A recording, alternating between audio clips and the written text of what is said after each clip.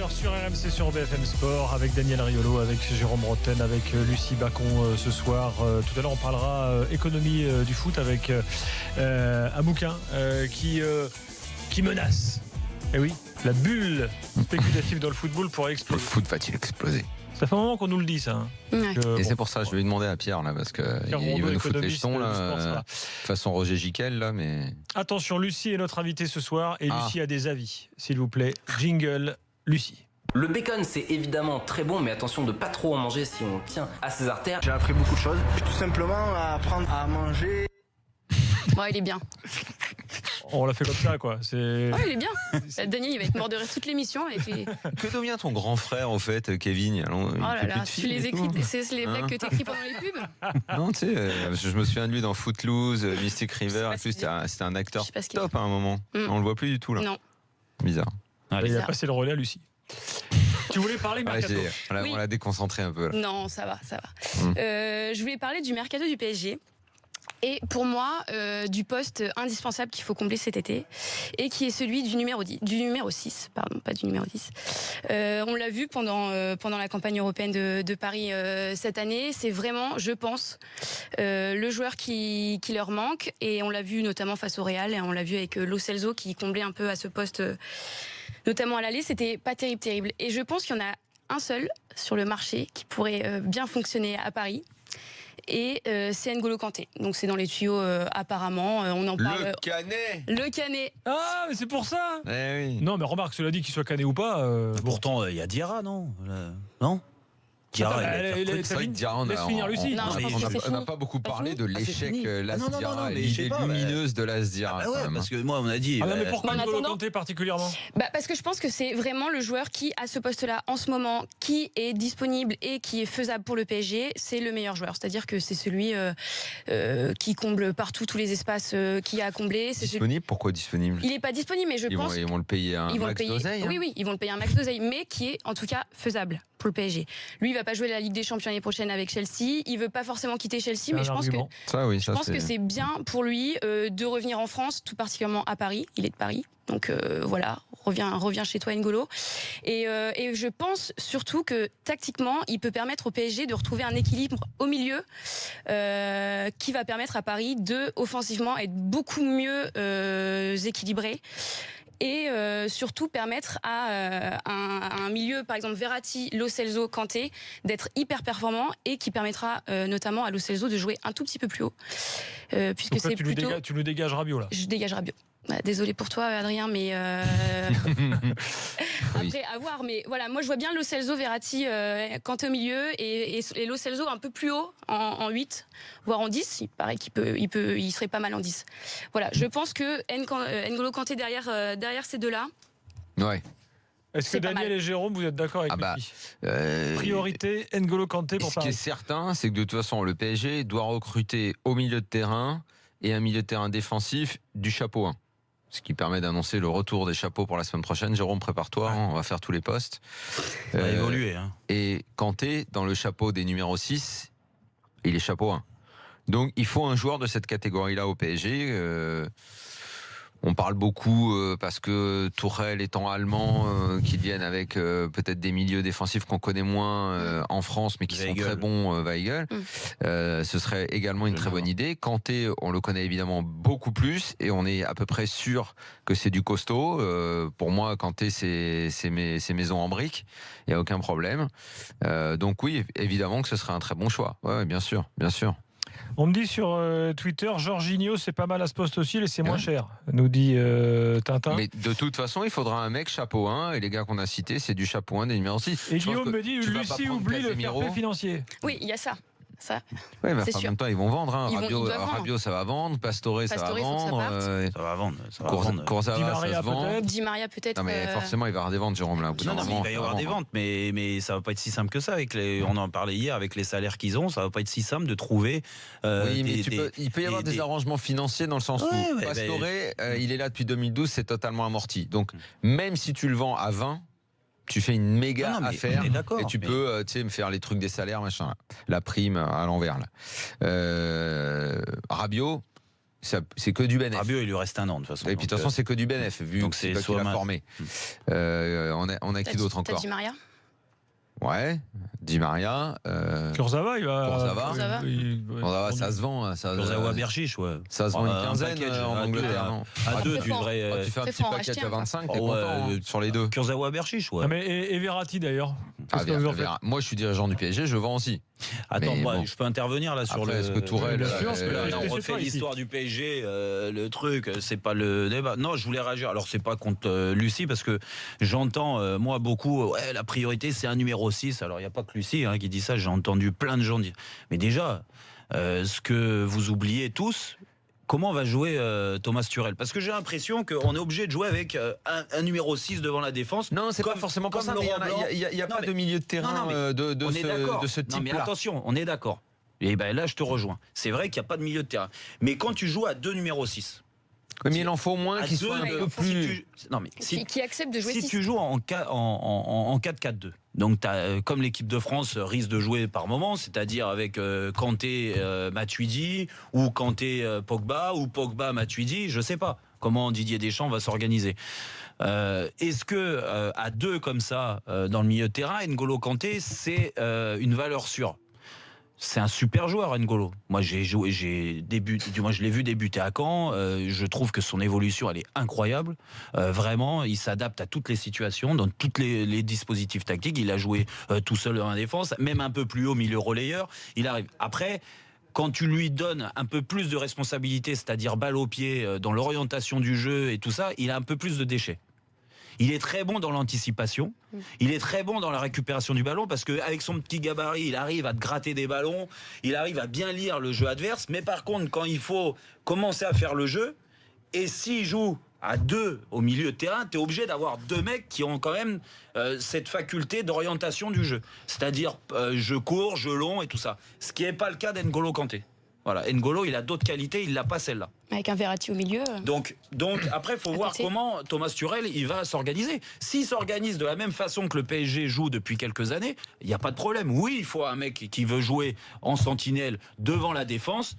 Parce que là, je parlais pas tant du concept de sentinelle que des qualités défensives. Enfin, qu'un milieu de terrain, ça peut être un milieu défensif et un milieu relayeur, milieu offensif, ou des mecs qui sont capables de faire les 3, ou 2 des 3 qualités. Milieu avec des qualités défensives, il n'y en a pas. Donc ça, c'est important. Là, dans l'effectif aujourd'hui, il y a pas de mecs qui peuvent jouer milieu. Tu vois, je sais pas, les mecs, ouais, voilà. Mais des mecs façon, j'en sais rien moi, Casemiro, Busquets, ce genre de mecs là. Mais là encore une fois, qui sont pas capables de faire que ça. Oui, mais encore une fois, là tu me cites des équipes qui jouent à 3 au milieu, Daniel. Non, mais même dans les autres, Non, mais quand tu joues à 2 à plat, je suis désolé, t'as pas besoin d'avoir, parce que quand tu joues à 2 devant la défense pour protéger, c'est qui les équipes qui ont absolument aucun mec avec des qualités défensives. Non mais attends, au milieu, laisse-moi finir. Cite-moi une équipe qui a des mecs comme ça. Mais si tu joues en 4-4-2 avec 2 mecs qui protègent la défense, j'ai bien compris qu'il t'en fallait 2. T'es pas sur les 2, t'as pas forcément besoin d'avoir un joueur qui est très bon défensivement. Non mais il y en a. On est d'accord. Non mais surtout pas que uniquement qui ont plusieurs qualités. Mais je vois pas d'équipe aujourd'hui qui joue sans un mec devant la défense qui a des grosses qualités. Même City avec Guardiola, il y a un mec qui a des qualités défensives. Au PSG, Verratti, Lo Celso, n'ont pas ce genre de qualité-là. Ouais, mais regarde. Donc il y a besoin d'un milieu défensif. Lo Celso, on a pu dire qu'est-ce que j'ai pas entendu après sa prestation contre le Real. Il était envoyé à la poubelle. Je suis d'accord avec toi. Mais il sera plus à l'aise plus haut. Il sera plus à l'aise plus haut. C'est plus son poste. Franchement, si Lo Celso, je te dis pas que ça doit être ton milieu type, mais aujourd'hui avec l'effectif que tu as sans recruter, parce que en effet il y a le fair play financier, parce qu'il faut réfléchir. Pour toi, il te manque pas un mec qui a des qualités. Oui, il manque des milieux de terrain, il manque un mec à gauche, arrière à gauche. Tu prends plus un 8. Je sais. Ça dépend. Moi, je pense qu'il faut un 6. Si demain, j'ai l'équipe, je suis quasiment sûr de pas la faire évoluer dans ce fameux 4-3-3 avec un mec devant la défense. Moi non plus. Voilà, mais même si c'est un 4-2-3-1, je veux un 6. Ah mais t'as le droit. Je veux un 6. Mais tu peux aussi prendre des mecs qui sont des milieux relayeurs. Non, pas forcément. Bon, quand tu joues à 2, par exemple, t'as Rabiot, si Verratti. tu prends City, si tu prends le Barça, si tu prends le Real, tu prends la Juve, tu prends le Bayern, il y a un mec qu'on appelle 6. Bon alors N'Golo Kanté, certains te disent ouais c'est pas ainsi, c'est box to box, tu vois. Mais donc, d'accord, mais il a Lucie, des qualités d'interception, non, du coup, dans ce 4-4-2, tu mets Verratti et Rabiot. Non, mais aujourd'hui, dans ce 4-4-2, avec l'équipe que tu as, tu peux partir. Alors moi, Rabiot, j'étais le premier à dire j'ai dit dans le team du gars, il faut qu'il parte. On compte plus, il est plus là. Mais donc forcément, si Rabiot il s'en va, il faut encore plus recruter dans le milieu de terrain, on est d'accord. Mais tout ça pour dire que si tu joues à deux, c'est pas forcément N'Golo Kanté la priorité. Tu vois, tu peux prendre un joueur. Je te dis pas que c'est un mauvais joueur, attention. Non, mais j'entends bien. Tu as un mec qui est capable de faire ça et qui soit encore plus habile dans l'utilisation du ballon. Ouais, voilà. Mais la précise, ça tu l'avais pas dit. Allez, ça, c'est important. Quelques messages, sinon, juste sur ce point terminant, de toute façon, Kanté ne viendra pas au PSG, donc voilà. Excuse-moi, Lucie, donc voilà. T'as des infos, Daniel? Non, mais il viendra pas, je vous le dis. Donc il y aura un autre milieu de terrain, mais ce sera pas Kanté. Parce que faut savoir que Nasser Khelaïfi appelle Daniel. Donc Daniel a dit non, là c'est le directeur sportif. Écoutez, s'il vient, vous m'en reparlerez, mais je vous dis qu'il viendra pas. Bats qui nous dit sur Direct Studio, entièrement d'accord avec Lucie. Mbappé viendra jamais, et puis il est venu. Oui, mais moi je faisais partie de ceux qui ont dit il viendra. Et Bats ajoute, je laisse partir Verratti, fini les post-clubs avec Tourelle de toute façon, dit-il. Et puis ça me fait rire aussi, fini les post-clubs avec Tourelle. J'ai l'impression que putain le mec il arrive, il va faire révolution dans le vestiaire, il va dire plus de cigarettes, plus de ceci, plus de cela, mais il faut arrêter le délire. Hein. C'est pas un gendarme, hein, c'est qu'ils ont recruté, c'est pas un militaire. Si, il est un peu militaire. Non, mais il est un peu à Dortmund avec les joueurs, les jeunes joueurs, d'accord, mais avec les joueurs d'expérience, je peux te dire, il va aussi se mettre au diapason à un moment. Il va se dire, oh là, attends. Neymar, oh là, je vais lui dire un truc. L'autre, s'il regarde, il lui dit attends. Je pense qu'il lui dira de pas jouer au poker à Indumat là. Ouais, je pense que s'il lui dit une fois, tu verras comment ça va se passer. Afif est là au 32-16. Salut Afif. Salut, bonsoir les gars. Ça va Afif. Salut. Alors, moi, je vous ai bien écouté. Oui. Déjà, on est en train de parler de N'Golo Kanté. Moi, je suis supporter parisien. On est en train de parler d'N'Golo Kanté. Il viendra jamais au Paris Saint-Germain. Ouais, je viens de le dire, Afif. Deux raisons. On est sous la menace du fair play financier. On va faire rougir encore une fois tous les grands d'Europe et de l'UEFA. On ne sait pas encore si on va être sanctionné ou pas. Donc pour moi, N'Golo Kanté, on parle de lui pour rien puisqu'il ne viendra pas. Il faut débourser au moins, au minimum 100 millions d'euros sans compter le salaire astronomique que tu vas lui donner pour le faire venir en Ligue 1. Donc N'Golo Kanté, on oublie. Bon, ça en termes de salaire, c'est pas un problème pour le PSG, je crois. Rabiot, pour moi, avec tout ce qu'il a dit, il a toute la France à dos et je pense pas qu'il doit. En tout cas, si je suis Rabiot ce soir, moi je pense pas qu'il devrait rester au Paris Saint-Germain, il devrait partir. Ouais. Rabiot, Rabiot, les gars, vous savez quoi? Rabiot, c'est une question de contrat. Rabiot, il n'a pas prolongé son contrat, il attendait de savoir s'il allait à la Coupe du Monde pour s'asseoir avec Nasser et lui dire voilà, aujourd'hui je vais à la Coupe du Monde, je veux tant. Donc toutes ces plans tombent à l'eau. Moi je pense que Rabiot il va partir, ou il doit partir. Je suis lui, je dois partir, il va se faire siffler à tous les stades. Peut-être que le Paris Saint-Germain, le club, les supporters vont lui pardonner, mais dans tous les matchs du week-end, il va se faire siffler. Il y a Chelsea qui s'est positionné, ils peuvent faire un échange. Ouais, après, moi je pense que le mercato du Paris Saint-Germain, il y a une chose qu'on oublie les gars, je sais, c'est que Mbappé, les 180 millions d'euros, c'est cette année, c'est pour ce mercato. Ça, c'est pour ce mercato. Du coup, moi, je pense que le mercato du Paris Saint-Germain, ça va être à la fois un mercato opportuniste, où on va chercher des joueurs pas trop chers, voilà, ou une jeune pépite qu'on va chercher. Mais de toute façon, on le sait, il va y avoir deux mecs, 1 million en arrière-gauche, basta, on le sait. Ça a parlé à un moment, et un gardien peut-être libre. Voilà, c'est tout. Ça parlait à un moment de Fred, celui qui joue au Shakhtar. Ça va être des joueurs qui ne sont pas forcément connus sur la scène européenne. C'est ça. Mais on n'aura pas du N'Golo Kanté. Arrêtons, N'Golo Kanté, il ne viendra jamais, il ne voudra pas venir. Ça va nous coûter le double salaire plus transfert. Même si le salaire, c'est pas important pour le Paris Saint-Germain, si on veut ne pas faire la Ligue des Champions et faire rougir tous les jaloux européens, je pense que ça ne sert à rien. On est en train Je sais, je suis désolé pour toi, mais N'Golo Kanté ne viendra jamais au Paris Saint-Germain. Si on a peut-être un joueur à la Nengolan, peut-être un joueur dans cette catégorie-là, mais N'Golo Kanté, ça va être trop cher pour nous, c'est du pas possible. Et Daniel, je voulais te dire un truc. Ouais, je t'écoute. Verratti, par rapport à ce qu'on a dit sur Verratti, je reviens 2 minutes dessus. Verratti, pour moi, il s'est tiré une balle dans le pied. Et moi qui est supporter parisien et qui l'aimait beaucoup, j'espère vraiment, mais vraiment du fond du cœur qu'il va partir du Paris Saint-Germain. Pourquoi il s'est tiré une balle dans le pied? Parce qu'il a fait pour moi du Serge Aurier. Une attitude bien sûr. pourrie. C'est une attitude à la Serge Aurier. Quelle attitude sur quoi? C'est quoi l'attitude? Il n'est pas allé aussi loin qu'Aurier, il a insulté personne. Tu l'as vu le mail, j'ai lu aujourd'hui. Je ne serai pas disponible à G24. On dirait un enfant gâté. Tu sais, moi, au quotidien, mon travail, c'est médiateur social. Je dois donner du travail dans des quartiers populaires. Ça va pas très, très difficile.